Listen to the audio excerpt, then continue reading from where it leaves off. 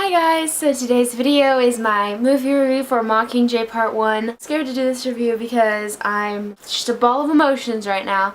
I saw this movie last night. This was probably like 2 nights ago for you guys. I saw it the night before it came out at midnight. It was really fun, but the movie was not fun. It was not fun at all. I also want to say that this video is going to have so many spoilers in it, so if you have not read the book or seen the movie, if you haven't read the book but you've seen the movie, then you can stay, but if you have only read the book, you probably don't want to stay because I'm going to be spoiling how it ends, how it starts, in the middle, and like everything. So you don't want to watch this video, just please wait until you have seen the movie. Okay, so this video is also going to be super scatterbrained because I was writing notes on the way home from the movie, and yeah, so it was just like random things that popped in my mind, and I'm just going to go down the list. So it's going to be super random. I'm going to say overall for this movie, book to movie adaptation wise, I would give it like 4.5. Right after I saw the movie, I wasn't in love with it. I was like, it was okay. I didn't love it. But today I was listening to the music and I was just like, oh. So I think especially once I see it again, I will love it. It just felt weird. It didn't feel like a Hunger Games movie. But you know, Mockingjay didn't really feel like a Hunger Games book because there's no Hunger Games, and that was what the other 2 books basically consisted of. So, okay, so I'm just going to get started going down the list. Overall, I really liked the movie. There wasn't really anything I could say I disliked about it that wasn't in the book. So I'm just going to start going down the list. Okay, the first thing is, and you knew I was going to talk about this, if you haven't watched any of my videos before, you need to know that PETA is my favorite character in the entire series, and I adore him to death. He is just... This is basically what this video is gonna consist of, is PETA. Normally after a movie goes off, if it's in a theater, I can pull myself together and be like, okay, pull yourself together and socialize, and okay. This one, I just sat there in shock.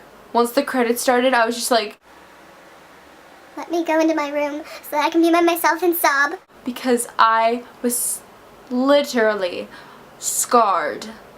That image of PETA wrangling in that bed, trying to get out because he's psychotic and he wants to kill Katniss. I'm gonna start crying in this video. PETA, I just want to go cry. I haven't really had a good cry about this movie yet. The 3 words that I would use to describe this movie are dark and deep and emotional. This movie was an emotional roller coaster. The ending was cruel and terrifying and heartbreaking, and I knew I was preparing myself for the worst because I'd read the book and I had imagined what would happen in my mind, and I imagined it, but seeing him, like, he is scrawny. You know, he was like big and strong in the other 2. He's like just scrawny. And beat up and he didn't want them to change him. He didn't want the games to change him. I feel like I shouldn't be filming this because I'm just like getting so emotional.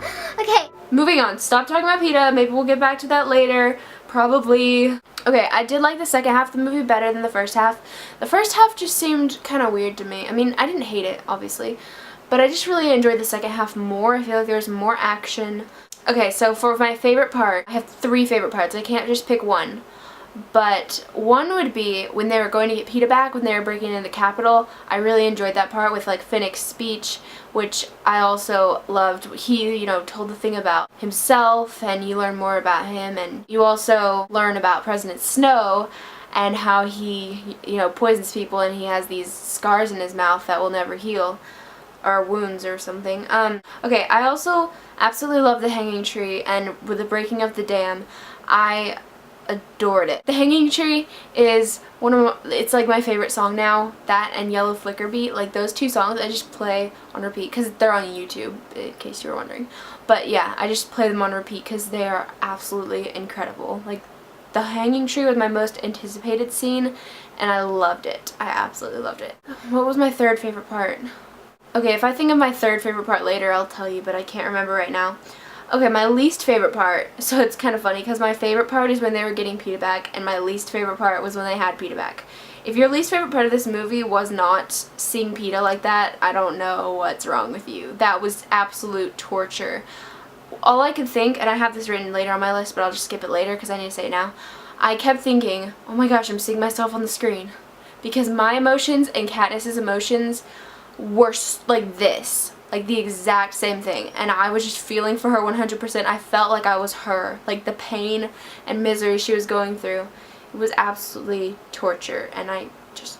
Okay, also, on a lighter note, Finnick and Annie were absolutely adorable. We were waiting for them to be reunited for a long time, and they're so cute! I love them.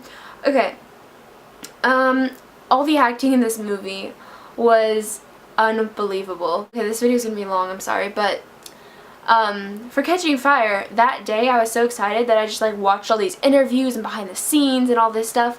And when I went to watch the movie, I couldn't see Katniss and Peeta and Gale. I kept seeing Jennifer Lawrence and Josh Hutcherson and Liam Hemsworth and all of the actors, not the characters. And still to this day when I watch Catching Fire, I still see it like that. But with the Hunger Games, I see it's not even acting like to me. It's like them. And then with Catching Fire, it's not. But for this one, I didn't watch any interviews all day, and I just watched the first 2 movies that day. I watched Hunger Games and Catching Fire, and then I went to go see Mockingjay. And I could see them as the characters. But the acting, oh my gosh. Everybody in this movie had the best acting. It was so real and so horrifying and beautiful at times. I just can't even explain how amazing the acting in this movie was. Also, I really loved the music in this movie. I really loved that they played music from the first and the second movie, because I really appreciated that, because this movie is so different from those two, because there's no Hunger Games, it's in this new place, it's all these new characters, it's so different. And if they hadn't played that music from the other movies, it would have felt like way too different. It already felt different, but without the music it would have been like, is this a Hunger Games movie? Are you sure? They played sort of like the violin-ish kind of feel from the Hunger Games, and then they played some of the theme songs from Catching Fire. I loved how a lot of the parts, just like in Catching Fire, were just like the book, because some of the parts obviously they had to throw in where Katniss wasn't there, but it seemed like they just threw in some parts that were just like the book. For example, when they're in District 12 filming the propos and Katniss kisses Gale. Sorry, I don't like them together. Yeah, that scene was just how I pictured it. The house and the words for word for what they said was word for word. Okay, again, I didn't really picture anything how it looked in the movie, not much at least. This was how it was with Divergent as well. If I don't picture anything how it looks in the movie, if I picture it differently in my mind for the book, then I don't enjoy the movie as much, because it has this weird feel, like it's not like the book. I don't know. So it was kind of like that. I mean, I knew District 13 was very white and sanitary and clean, but it just looked different somehow. I don't know. So I feel like Queen was kind of really nice and likable in this movie, and maybe she's supposed to be like that. Maybe she's like that in the first half of Mockingjay. I can't really remember.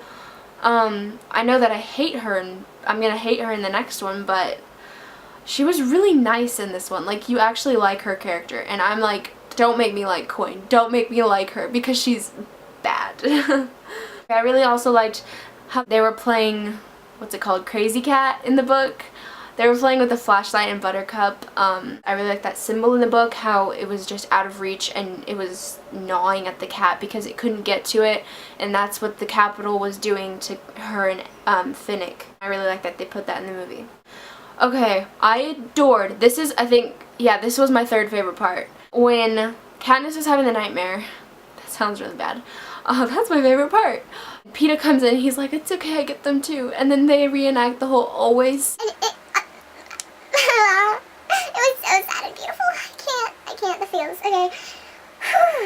Effie was not supposed to be in this movie, but she was, and I think she was awesome. I really liked having her there in 13, and, okay, back to Peeta, I felt more pain in the movie, because in the book you're reading it and you see him like that, and you see him attacking Katniss and acting crazy, and every time I think about it I get emotional. Image of him at the end of the movie, that image is burned into my brain, and I don't know if it'll ever not be scarring me. Like, after the movie went off, I was just like, I need the epilogue. I just need the part 2 epilogue right now, and it'll make me feel so much better. Like, I'm not exaggerating at all. If you're wondering, sometimes I exaggerate and people are like, wow, you're really like a fangirl emotional drama queen. But I'm not. exaggerating at all right now. It makes me want to curl up in a ball and cry. I know he's not real. I know none of this is real. Seeing him like that, he's real to me. Like, Peeta is real to me. And I know that sounds weird, but seeing him in the first movie just the same day, because I watched the first movie and the second movie that day, seeing him being this innocent young Hunger Games child and being like, I just don't want them to change me. I don't want them to turn me into something I'm not. And then seeing this, like, that was a lot to go through in one day. And I'm just gonna start crying again in this video because I love Peeta so much. And stop. Last thing I have on my list to talk about is that they did not put, well, this is for things that they didn't put in the movie. You know when you put your arm under the thing and they put your daily schedule on your arm right there? That wasn't in the movie, but that's fine because it wasn't a big deal in the book. I really liked that she was so, like, Peeta obsessed for the first, like, the whole movie. I was like, oh yeah, seems she's loving Peeta. Because people are still in the movies, I guess they haven't read the books or something and know that she ends up with Peeta. People are still gonna be like, I still want her to be with Gale. If you say that after this one, okay, I hate Gale as it is, but the second time we ever see Peeta on the TV and it's just Katniss and Gale in the cafeteria and it's playing and he's wearing all this, like, silver and black and he has beat up all over his face and he's skinny and, like, black eyes and stuff, and hearing what he said, who cares if he's calling for a ceasefire, Gale? Do you see him? I was just like Katniss, I was like, do you see what they're doing to him? How can you say that? It just made me hate Gale even more. I'm actually screaming and getting so emotional right now over these fictional characters. I've never actually gotten this upset about fictional characters before in my entire life. Ever. And I've gotten really upset about fictional characters. This is the most painful pain I have felt over a book to movie adaptation my whole life. Like, I want to go see it again, maybe like one more time, but with, like, Catching Fire, I was like, let's go every single day and see it.